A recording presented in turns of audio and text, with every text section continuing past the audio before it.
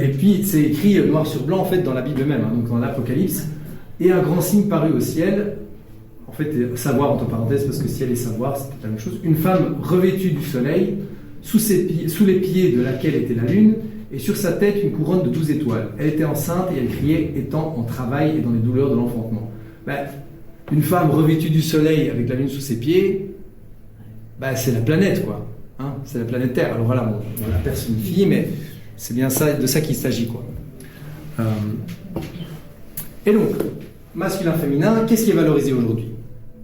Qu'est-ce qui est valorisé? L'harmonisation des choses ou pondre un rapport de 2000 pages? Vous voyez ce que je veux dire? Et donc en fait, on est tellement dans... On a tellement...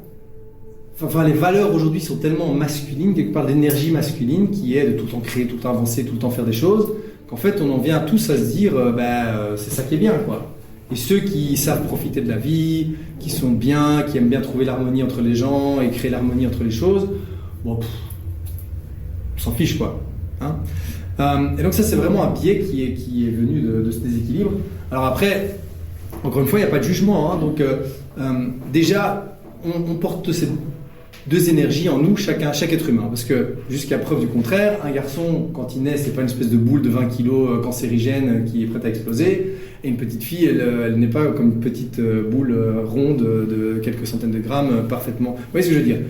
À un moment donné, on a besoin de ces deux énergies, de ces deux polarités, qui sont même pas masculin-féminin, c'est juste les apparences que ces polarités peuvent prendre une fois qu'on est ici dans la matière. Mais c'est vraiment des polarités qui sont à la base même de l'existence pour moi. D'accord? Le tout et le rien, l'infini, le zéro. Et après, c'est une danse entre ces deux énergies-là. Et si vous avez une sans l'autre, ça ne marche pas.